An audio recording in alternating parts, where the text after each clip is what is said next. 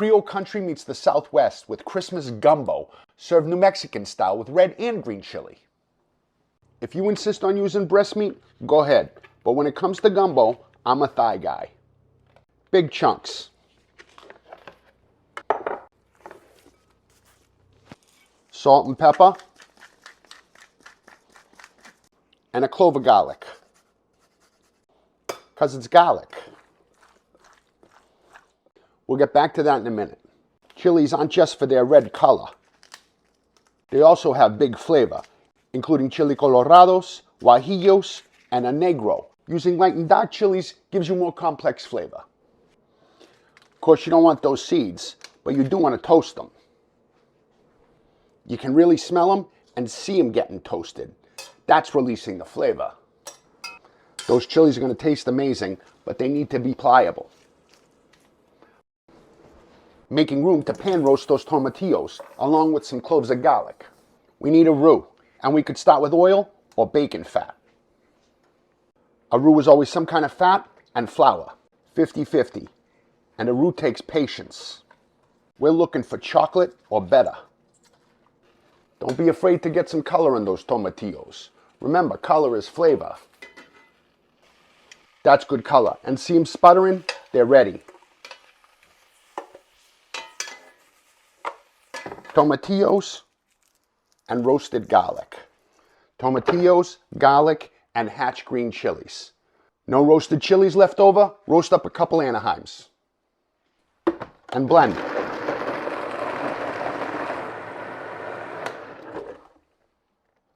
And there we have it, green sauce. While we're here, rinse out that blender and add your red chilies. And make those smooth.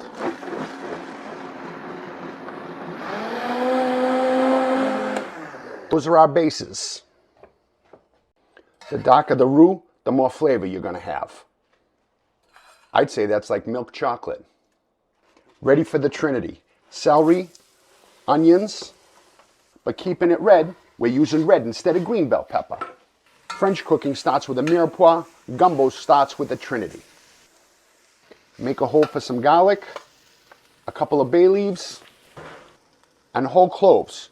A couple of whole cloves will add Christmas spice and works real well with red chili. I'm not just going to add raw chicken to gumbo. I'm going to sear it off first. Color is flavor. That's all we're looking for. Add that right to the gumbo. But don't lose those bits. Chicken stock will pick that up. Gumbo, andouille sausage, but chorizo or linguiça will work too. Time for that rich chili you made. And a pinch of oregano. That's obviously red. Now would be a good time to start that rice. When my rice starts to boil, I turn it to low and seal it real good. I don't got a rice cooker. I got a pan. This is the last time we're playing musical pans.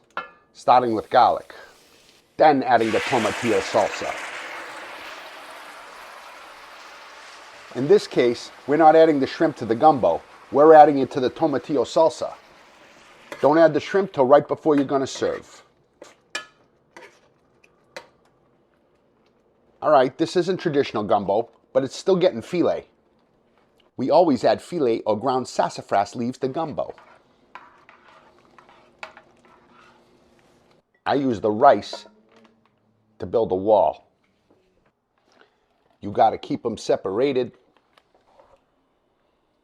The red gumbo side. Rich red chili gumbo. And the shrimp side. And hatch green chili shrimp. Green onion and cilantro. Buen provecho. Bite over here on the red side. Bite over here on the green side. Game over.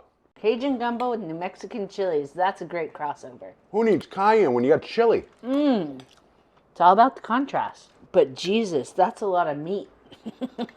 It's a Cajun New Mexican Christmas. Festive Christmas food. Delicious.